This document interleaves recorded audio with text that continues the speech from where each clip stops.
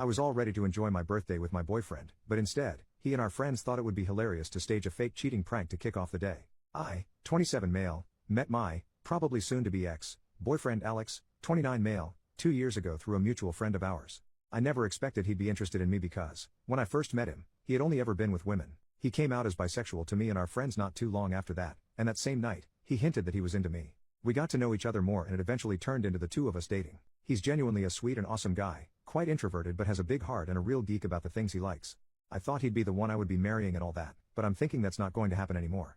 Last Monday was my birthday, and I went home early from work so that Alex and I can go out and enjoy ourselves. I told him earlier that day that I would go home early. When I opened the door, I was greeted by him laying on our couch, while a woman I didn't know was on top of him. They were fully clothed by the way. I was basically paralyzed and couldn't react at all. He eventually saw me and had a surprised look on his face, but he also looked like he was trying to hold his laugh in. The woman also looked like she was about to laugh as well. I also started to hear chatter from the kitchen and in our bedroom. Alex then shouted, "You guys can come out." And so our friends came out of our bedroom and kitchen, holding gifts, party poppers, and a cake. I guess them shouting it's a prank. Happy birthday. While turning the party poppers on snapped me back to reality because after they said that, I just quietly turned around and left. I didn't see their reactions when I did that, but I could hear them saying "oh crap" and "wait," and some other things I can't remember. When I heard them try to follow me, I walked even quicker until I reached my car and drove away. While driving, my phone started to get bombarded by texts, calls, and messages from my boyfriend and our friends. When it got too distracting, I just turned off my phone and went to a hotel that's far enough from my place. By the time I got to my hotel room, I just started sobbing on the floor. I think I blacked out from crying because when I woke up, it was already sunny outside. I made sure to tell my team leader first that I would be absent for a few days due to an emergency, and she was kind enough to accept my request. She probably noticed something was off with me because I was sniffling and my voice sounded weak. Right now, I plan on telling my aunt who lives near my area about what happened and asking if I could live with her for a couple of days until I sort out my mind and know what I have to do next. I'm deeply heartbroken because I've told my boyfriend and my friends before how I felt about cheating and how it essentially ruined my family growing up in my young mind back then. My mom cheated on my dad and it broke our family apart, and I got cheated on by my first boyfriend, but at the same time, I can't help but feel like I overreacted and that I should have just went with it all. I still don't plan on opening my phone, so I'm using my laptop right now to type this. I don't know how to face and respond to them all after all that has happened. Maybe some time away from them will help, I hope. Update 5 days later. Hi there. I'm sorry it took me a while to post an update. I've been busy and I also got back to working 2 days ago, so I don't really have that much free time on me anymore. But before I get started with the actual update, I would like to thank everyone who has given me their advice and wisdom, along with those who wished me well and a belated happy birthday. You folks really made me feel happy even after all that has happened. I never thought internet strangers could be so kind, lol.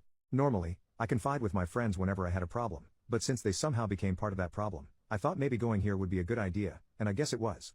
So truly, thank you to all of you. Although, even if almost all of you had nothing but great advice and nice things to say, there were some who were skeptical or were even harsh, specifically in the way I just ghosted my boyfriend and everyone at that surprise party. Truth be told, I could have done something more mature as some would say, but really, in that moment, all I could think was remove myself from that situation because I wouldn't know what I would do if I fell back to my old self.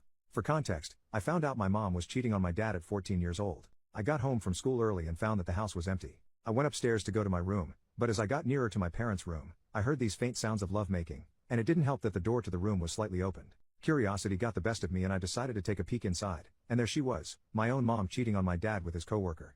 I felt like I was going to be sick, like it was some sort of nightmare. I froze there for a few seconds before my dad's coworker noticed me and immediately alerted my mom that I was watching them. When my mom finally realized what happened, she started calling me out and tried to follow me, but I got to run to my room and locked it before she could catch me. My mom was frantically calling out my name and knocking hard on the door, but all I could do was cry.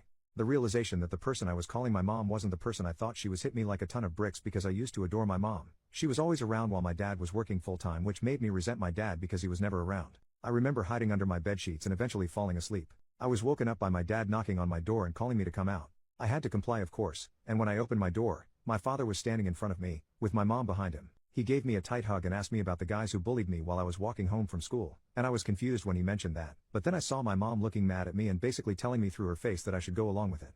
As much as I hated it, I went along with it because I didn't want to hurt my dad. Since then, I've decided to fully ignore my mom unless it was for a chore or something important, and when I moved out at 18, I made sure to go no contact on her and only talk to her when my dad wanted me to. My mom and dad eventually divorced after I moved out. Turns out, he always knew but didn't want to do anything about it until I moved out because he didn't want me to live in a household riddled with arguments and stress brought upon by divorcing couples. It didn't really work, but I appreciate my dad for still looking out for me even if he was hurting. Then, when I was 19, I got into my first ever relationship. We had a pretty nice start and we were each other's firsts. But, when I found out he was cheating on me, things got really ugly. I know this is not an excuse, but I was young and didn't know how to handle that information when I got it, and knowing how much I hated cheating, I basically went crazy on him and turned to destroying his stuff, deleting all copies of his thesis, and even went as far as doing this insane Facebook rant where I exposed his cheating and posted pics of him and the guy he was cheating on me with, and even mentioned his mom and dad in the post and outing him without his consent. I deleted the post just 2 days after, but the damage has already been done and my ex ended up moving away and living in another area because of my post. Obviously, I am thoroughly embarrassed and ashamed of what I've done, and I still regret doing all of that. When my aunt found out about what I did, she gave me a pretty stern scolding and insisted that I had to get checked by a psychiatrist because what I did isn't normal, and it's not, and I got diagnosed with severe depression and the doctor also said I had some unresolved trauma, which confused my aunt, but after telling her what happened 6 years ago, she fully understood why and gave me a tight hug and cried after spilling everything to her. She felt bad because she wasn't able to do anything to help me before and now is extremely mad at her sister, my mom, for doing all of that to me. Ever since then, my aunt has helped me get the therapy and meds that I needed, and essentially turned into my mother figure. My ex and I don't talk much these days, but we have made amends and are on good terms now. Now that all of this stuff from my past has been finally laid out, for those wondering why I did what I did, here's the actual update. After I submitted my original post, I packed my things that night and prepared to go to my aunt's house, which wasn't that far but still a bit of a drive nonetheless. When I finally got there, she was incredibly welcoming and I thanked her for allowing me to stay in her house even just for a little while. She gave me a tight hug and told me I was always welcome and that she will be there to help me when I need her too. She eventually led me to the spare bedroom that they have in their house and helped me unpack my stuff. She is honestly such an incredible woman and I love her so much. She's basically the mom I've always wanted. Once I was done unpacking, I was again confronted by the fact that I haven't opened my phone for quite some time now. I've avoided it for so long that I didn't think I could open it again, but I knew I had to. The moment my phone booted up, hundreds upon hundreds of texts, chats, and missed calls popped up on my screen. Even if I was still hesitant, I decided to open my chats and looked at our friend group's chat first. The chats from the start were all very frantic in nature, with my friends asking about where I was or what happened. But after scrolling down a few more times, the chats turned into them apologizing that the prank happened and that it was not on the plan at all. One of my friends even blamed the girl that was on top of Alex and thought she was untrustworthy. Finally, the chats ended up being them hoping they could contact me and wishing I was safe. I guess they knew I just read their chats because as soon as I was done back reading, my friends immediately knew I was online and asked how I was doing and where I was. They also started apologizing again for not being able to stop the prank from happening and that they didn't know that was going to happen and thought the original prank was going to be something else. At this point, I was thoroughly confused because they seemed happy enough to be there during that night, but I knew I had to apologize to them first for ghosting them and asking their side of the story first before speaking about what had happened. Essentially, they were simply planning a surprise birthday party for me with Alex in a group chat that didn't include me. Then, my boyfriend added a few more people into the group chat, saying that they were college friends of his and he wanted them to be a part of the surprise party too since they also wanted to meet and get to know me better. As a suggestion, one of my boyfriend's college friends pitched the idea of them pranking me. The plan was my boyfriend is going to be on the couch with a serial killer holding a bloody knife and fake stabbing my boyfriend while the killer was on top of him and while my boyfriend is bleeding everywhere. My boyfriend's college friends thought it would be funny to see my reaction, although my friends were initially skeptical. They reassured them that it would be harmless fun and that once my boyfriend and the friend who'll be acting as the killer got their desired reaction on camera, they can just tell me that it was all a prank and my friends and my boyfriend's other college friends would come out and surprise me with their gifts and stuff. My friends eventually agreed so as long as they don't drag out the prank and immediately reveal everything once they captured my reaction on camera. The day of my birthday comes and everything they'd planned seems to be going smoothly, with them waiting for me. My boyfriend's college friends ushered everyone to hide while they set up the prank, and when it was done, they would hide too. When they finally heard my boyfriend say they can come out, they thought the prank was a success because I looked absolutely mortified, but they knew something was up when even after the prank was revealed, I was still looking shocked and almost teary-eyed even, until I finally turned around and left. They were understandably shook and confused, thinking the serial killer prank was too much, but knowing me, I wouldn't have minded it at all since I love scary movies and an avid horror enjoyer. That was then they realized that my boyfriend's female college friend was on top of my boyfriend, not wearing any serial killer costume and not holding any fake bloody knife. They then saw my boyfriend pushing his female college friend away from him and chasing after me. Some of them also tried to follow me, while some were asking what happened to the original plan. Even my boyfriend's other college friends were wondering why their female friend wasn't in costume, but she was just silent.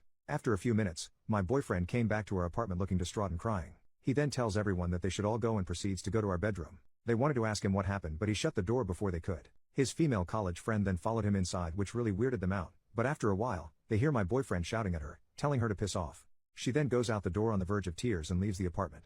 They said everything happened so fast that they didn't know how to process all that has happened. Not too long after that though, they realized that I was missing and started calling and texting me, but I didn't respond to any of them. Eventually, I was unreachable, I turned off my phone, and decided they should just go home and wait for me to respond. My boyfriend's college friends apologized profusely to what has happened and didn't mean for any of this to happen, but they basically just ignored them. They then followed their retelling of their side with videos that they've recoded that prove their accounts, along with an apology and wishing that I was doing well. After my friends told me what happened on their point of view, I felt really terrible and apologized again for ghosting them and telling them that everything that happened was none of their fault. I told them that I would make it up to them soon, but they reassured me that they accept my apology and are just happy that I'm alive and well. They also pitched to have a late birthday celebration with me this weekend, and my boyfriend and his friends aren't included this time.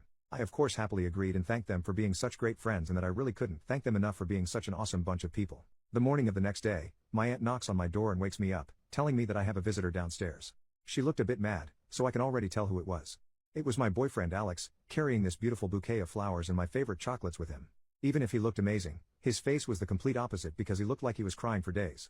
I asked him how he found out about where I was and told me that once I turned on my phone again, an app on my phone that we both have notified him of my whereabouts. It's basically an app that allows you and your trusted friends to share your locations in real time as long as you have an internet connection and your locations is on. I was a bit frustrated that he actually came here to my aunt's house, but nevertheless, he was already there, so might as well just hear him out on what he had to say. He basically reiterated what my friends told me, but he added in some more details that my friends didn't know about. Apparently, his old college friends reconnected with him after he lost touch with them after they graduated. They found his Facebook account through some searching and wanted to ask him about his life after all these years. They were especially happy when he told them that he currently has a boyfriend because they secretly knew he was bisexual but didn't want to make assumptions or make him feel weird about it. Alex eventually tells them about me, and he mentions that him and our friends are planning a secret birthday surprise for me and they immediately wanted to be a part of it. After they were added to the group chat, they started suggesting ideas on how to make the surprise much more fun, until their female friend, we'll call her Anna, suggested that they do a prank to surprise me. Alex's college friends were immediately on board because they saw TikToks of it and they thought it was really funny, but my friends were obviously skeptical. Eventually, they agreed what the prank is going to be and that the prank wouldn't take too long. Anna volunteered to be the serial killer since it was her idea, and they all went and did their parts of the surprise so that everything would be ready when my birthday comes. The day of the surprise party comes, and everyone prepares for my arrival. When Anna and Alex went into their assigned positions for the prank, he wondered why she still wasn't in her costume and that her props was missing, but all she could reply was that she forgot. Alex offers to find the costume and props but Anna insists that there's no more time and that I was going to arrive soon. Alex at this point was extremely uncomfortable and wanted to get out of their position, but before he could do it, I've already opened the door and saw them. He admits that he messed up by laughing a bit at my reaction because it was exactly the reaction he thought I was going to make but immediately realized what it looked like and called everyone to come out to save himself from the embarrassment and give context to what I was seeing. When he realized that that didn't work, he forcefully pushed Anna away to chase after me, but he wasn't able to keep up once I got into my car. It then sunk into him that he messed up big time and that when I drove away, that's when he remembered my trauma about cheating, which made him cry while returning to our apartment. He tells everyone to leave and retreats to our bedroom, not really knowing what to do. To his shock, Anna comes inside our room unannounced and starts comforting Alex. He repeatedly tells her to leave and that he'll be fine, but what really set him off was Anna asking him, "So, does that mean you're single now?" That's when he realized she did it on purpose. Alex then shouts at her and angrily asks her to leave, which she then complies to after looking like she just embarrassed herself. Alex is in tears at this point, and he tells me that he wishes he just didn't agree with the prank. He's cut off contact with his college friends for now, and is incredibly sorry about what happened. He then starts hugging me really tightly and says that he loves me so much and that he's scared of losing me. His words alone also made me cry because even after everything, I still love him deeply and I do believe everything he said. After a minute or two of us hugging and crying, he lets go of me and tells me that we should get back together to our apartment, but that if I still need time and space, he'll gladly give it to me. I gave him a kiss and then respond to him with me asking him to help me pack my stuff. Of course, I gave my aunt the warmest of hugs and told her how much I appreciated her for helping me. She was happy things got resolved, but also jokingly threatened my boyfriend that if he did something stupid or hurtful to me again, she'll personally whisk me away to safety and away from him. My boyfriend laughed, but I think he was just hiding his nervousness. Now, I'm back in our apartment, and Alex even offered to throw away the couch that was used for the prank, but I declined since it's a pretty nice couch and everything that has happened was something no one wanted, aside from Anna probably. I've already made amends with my boyfriend and we've both forgiven each other, and my friends are happy that things worked out in the end. Alex is probably now invited to the weekend party but I've yet to ask them. Haha. Don't worry, I'm also going to get in touch with my therapist soon and book new appointments with her per the suggestion of my aunt. This has all taken a toll on me but I'm glad to have the support of my BF, my friends, and everyone who has read my post and shared their support to me. Also, I realize that this update is probably not what most of you wanted to happen, and as much as I was close to just giving it all up, I never had a reason to in the end and I'm glad I got to hear their sides out before making any huge decisions that I might end up regret later, and I do trust my BF and my friends since they all sounded sincere and they did have proofs to back them up. I think this is going to be my last update since everything seems to have been resolved at this point, but I'll try to make an update if ever something happens, but I hope that's not going to be the case. Once again, thank you everyone. Final update 1 week later. Hello. This is definitely my last update about this mess because quite frankly I'm tired of all of this. But before I start this update, I would like to say sorry to everyone who thought my previous update was too long. I guess I was just overcome with joy. I feel stupid about it now, talking about what happened that I didn't get to edit it much, but don't worry, this update won't be as long. And thank you to everyone who had nothing but kind words, I really appreciate you all. So, a few days after my previous update, Alex, my now ex-boyfriend, came up to me while sobbing and confessed that he hasn't told me the complete truth about Anna. Apparently, him and Anna were a couple back then, She was his first girlfriend and he did a lot of his firsts with her, first kiss, first date, first going all the way, etc. Once they graduated, Anna broke things off with him because she can't handle long-distance relationships and didn't want to be tied down yet. Anna breaking up with him caused him to go into a spiral and develop severe depression, along with self-harming tendencies, something he still goes to therapy for. It took a lot of work for him to get out of that hole and be a functioning human adult again, but things apparently didn't completely change for the better for him until he met me. As I quote, "I was the light at the end of the tunnel that he desperately wanted to get out of." But, I guess ghosts from the past have their way of coming back to haunt you.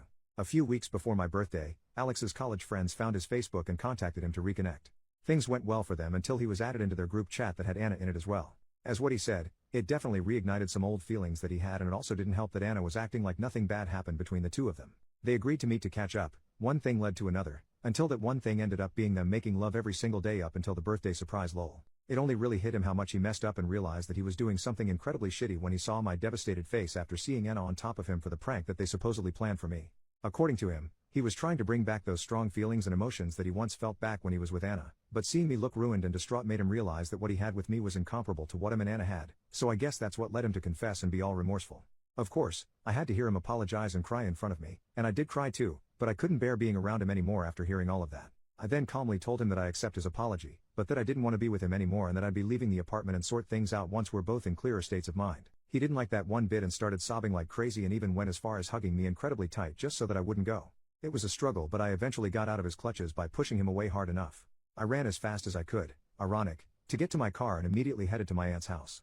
When I got there, I just sobbed into my aunt's arms and felt incredibly weak. She probably understood why I was crying that much without asking me why, so she started consoling me until I was too tired to cry and slept. Yesterday, I got a call from a friend of Alex that he's in the hospital after being found unresponsive and full of cuts on his arms.